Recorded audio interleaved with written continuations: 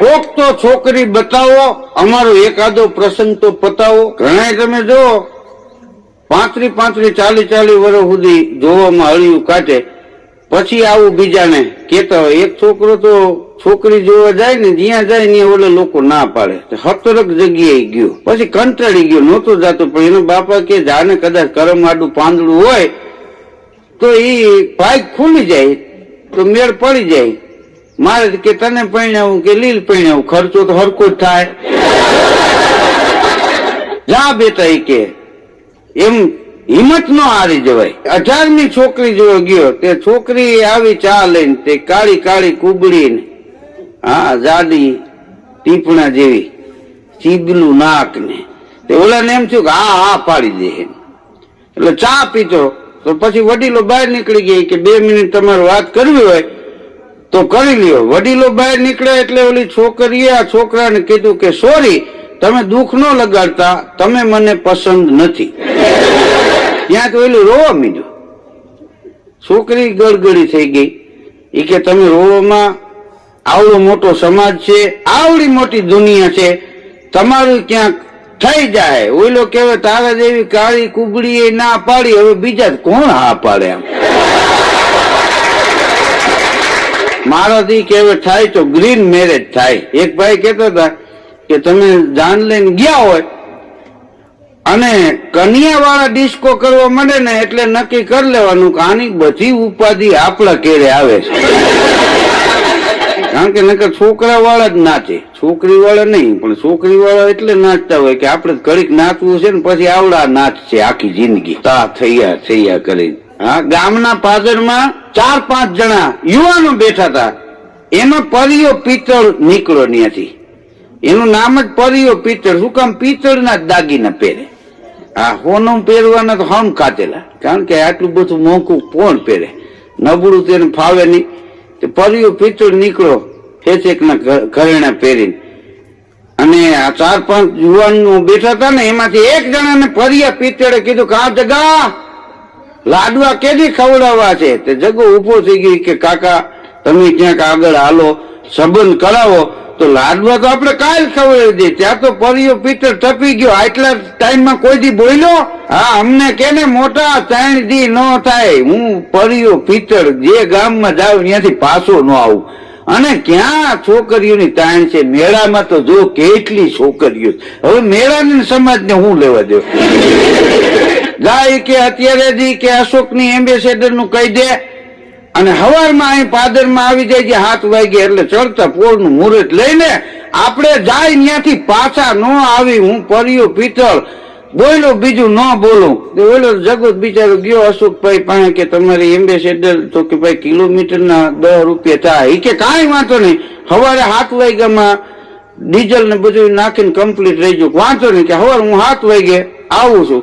તે જગો બિચારો સવારે વહેલો ઉઠીને નાહ્યો ધોયો, માથામાં તેલ બેલ નાખ્યા, અને અશોક એમ્બેસેડર વાળાને ઘીરે ગયો, બેહી ગયો ગાડીમાં કે લઈ લે પાદરમાં. કે પરિયા કાકા બેઠા છે. ત્યાં તો પરિયો પિત્તળ બેઠેલો પીપળાનો ઓટે. હાલો કે પરિયા કાકા આ ગાડી આવી ગઈ. તો કે એમ હાલો દીકરો થામા. જાય કે સામેથી મારા 10 માવા બંધાવી લે, 2 સિગરેટના પાકીટ લઈ લે, 2 બાકસ લઈ લે, 2 બીડીની જોડી લઈ લે. આપણે ક્યાંક જાય ને તો આમ લાંબો હાથ કરવા થાય. ભલે આપણે નો પીધો હોય, પણ ઓલાને એમ ન લાગવું જોઈએ કે આ કોઈ કડકા કંપની નથી, એમને એમ સંબંધ નથી થતા. હા, હવે મને ખબર પડી કે આટલા વર્ષ તું કેમ રહી ગયો. જા લેતો આવી 10 માવા. તો ઓલો પાનવાળાની દુકાને ગયો. એ કે પરિયા કાકાને 10 માવા બંધાવી દો, 2 સિગરેટના પાકીટ ને 2 જોડી બીડી, 2 બાકસ ને, એ બધું બંધાયું. પછી કે કેટલા રૂપિયા આપવાના થયા? તો ઓલો કે 850. જગો ખુમરી ખાઈ ગયો. એ કે આ 10 માવા, 2 સિગરેટના પેકેટ ને 2 જોડી બીડી, 850 રૂપિયા. એ કે આના 1.5 મહિનાનું બાકી છે. એ કહી ગયો તો હવે આવું તો હાઈરે ચૂકવી દઈશ. હવે ઓલાને એની હગાઈનું માન મેળ પડે, માં તો પછી પરિયા કાકા નાય ન પડે. 850 રૂપિયા ન્યા આપ્યા અને બેહી ગયો પરિયા કાકા હાઈરે, લાફો મારીને મોટું લાલ રાખે એમ. ગાડી ઉપાડી. હવે એમ્બેસેડર ગાડી ધડીંગ થતું જાય. હા, એમાં કઈ એસી તો આવતા નહીં. હા, એમ્બેસેડર માં એવું થાય, કાચ ખોલો તો ધૂળ રહી અંદર આવે, કાચ બંધ કરવો તો અંદર રેવાય નહીં.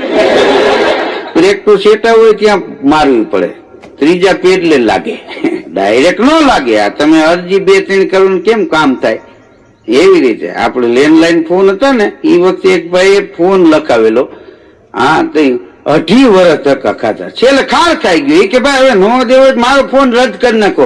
ઓલા સાહેબ કેમ તું કે એમ થોડો રદ થાય, એની કાયદેસરની કાર્યવાહી. રદ કરાવવામાં 15% ખવડાવે. તું આવી ના પડે એમ હાલે, અહીંયા તારી અરજી પડી. ફરી પિત્તળ ભેગું એ જગો બેહી ગયેલો ને એમાં એક ગામના સીમાડે ગયા, એક ભાઈ હાથી આગતા કે અહીં ગાડી ઉભી રાખ, હું થોડુંક કામ છે બતાવતો આવું. એની મારે વાત થયેલી, ક્યાંક દીકરી હોય તો ધ્યાનમાં રાખજે.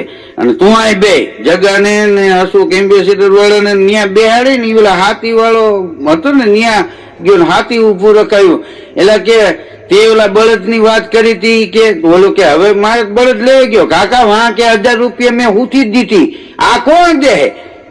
તો બોલો કે ભાઈ હવે હજી તારે દેવા પડે. તો ત્યાંથી 1000 રૂપિયા તોડ કર્યો એને, બોલો. અને એને ક્યાંય હરામ હુથી ભૂસી દેવી. અને પાછો વાં ગયો કે ભાઈ અહીંયા એક ઠેકાણું હતું પણ હમણાં 2 દી પહેલા જ નક્કી થઈ ગયું. એમ ને કેતો હું આ હાટું કરીને આવ્યો.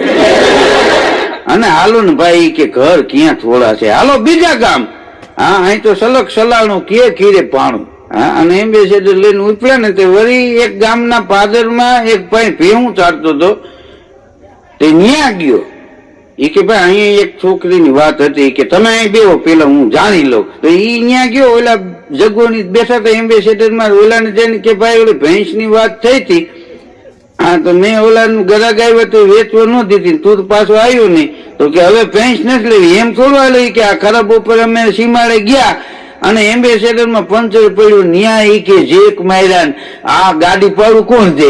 કે ઓલો કે ભાઈ હાલ્યું 1200 રૂપિયા લેતા જાવ. 1200 રૂપિયા ત્યાંથી લઈ લીધા. અને પાછું એમ્બેસેડર માં આવ્યું કે હું નતો કેતો તમારો પરિવાર બહુ ઈ કે ભાઈ ટાઢો, આટલા વર્ષ રાહ જોવે. આ 5 દી પહેલા જો અહીંયા હતું ઈ થઈ ગયું. પણ હવે તું જગા મુંજાતો, હું પરિયો પિત્તળ. હા, આપણે આ પરગનું લઈ બીજું પરગનું લેવું. હા, અહીંયા ન થાય તો બીજે થઈ જાય. હા, કઈ આમાં થોડા કઈ ગામે ગામ દુકાળ પડ્યા હોય. વળી ત્યાંથી ઉપાડી ગાડી. હાંજ ને ટાણે એક ગામના જાપામાં ગાડી દાખલ થઈ ને ત્રીજો ડેલો કે ઓલું ગુલાબી આવે ને ત્યાં ઉભી રાખજે. ત્યાં ગાડી ઉભી રાખી. હાલો કે મારી હારે આ જગો એમ થયું હવે અહીં વાંધો નહીં આવે. અશોક એમ્બેસેડર વાળો જગો ની બધા અહીંયા ગયા. રામ રામ રામ રામ. ઓલા બિચારો ખાટલા પાછળ દીધા, ચા પાણી પાયા. એ કે ભાઈ તમારે દીકરીની કઈક વાત હતી હગાઈ કરવાની. તો કે હવે કાકા એની ઘેરે દીકરો છે. હા, એ કે હું આનું નાક વાગતો હતો. એ કે તમે આટલા દી ક્યાં ગયા હતા, તમે મને વાત જ ન કરી. પણ હવે જગા તું મૂંઝાતો નહીં, એ ઘીના ઠામમાં ઘી પડી રહે. જગાને ઘેરે ગયા એના મા બાપ ને તેમ કે ભાઈ રૂપિયા જગો અહીંથી લઈ ગયો છે, પરિયો પિત્તળ એના ભેગો ગયો છે, આજ તો નક્કી કરીને આવશે. ઘીરે દૂધ પાક બનાવેલું, બોલો. આ લોકો ગયા કે જમીન જાય પરિયા ભાઈ. તો કે હા, એ તો જમીન જ જાવ ને, સવારના નીકળ્યા છે, અહીં ક્યાં ક્યાંય ખાવાનો વારો આવ્યો. તે દૂધ પાક ખાતો ને પછી કે નક્કી કરી આવ્યો, હું હોળી નક્કી કરી આવ્યો. કે અને એક તો તમારો વાંધો એ છે કે તમારે ઈ કે આ ખેતી વાળી ને આ ગાયું ને આ પેવું ફ પોદડા કરે. અટાની બાયું આ પોદડા ઉહેડવો કોઈ દીકરી દે. એ આને વેચી નાખો. આને તમારે પૈણાવા હોય તો સિટીમાં મકાન લઈ લ્યો. આ બધું જવા દો. પણ કે ત્યાં મકાન ક્યાં ગોતવા?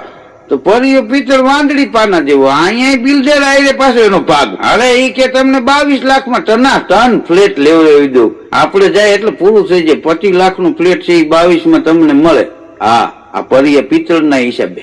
બાકી હોના વાળાને લઈને જાવ તો ન મળે. હો, એ વાત ભૂલી જઈજો. તો ઓલા લોકોએ ભાઈ ગાયું પેહું વેચી નાખી, બળદ વેચી નાખ્યા, ગાડું વેચી નાખ્યું, જમીન વેચી નાખી. અને અહીંયા એને ફ્લેટ લીધો 22 લાખ રૂપિયાનો.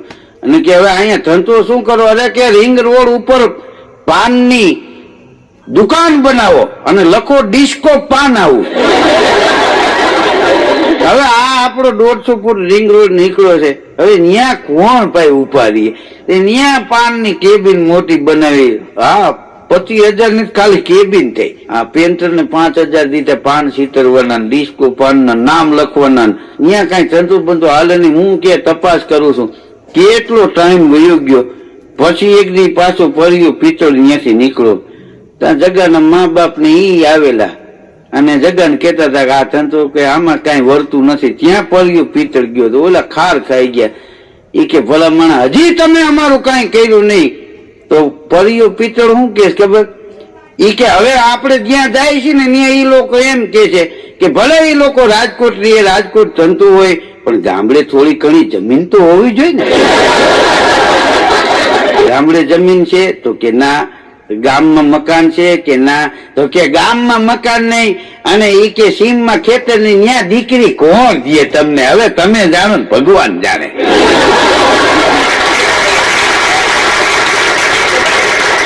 એમ કરીને પડ્યો પિત્તળ તોય પાછો નથી પડતો. ઓલાવને કકલાવીને નીકળી ગયો. એટલે ઘણા અમુક એ પાછા ઢોરનું દલાલું આયર કરતા દે, હગાઈનું દલાલું કરે. હા, આ તો હારું કોક મરી જાય એમાં ભાગ નથી રાખતા.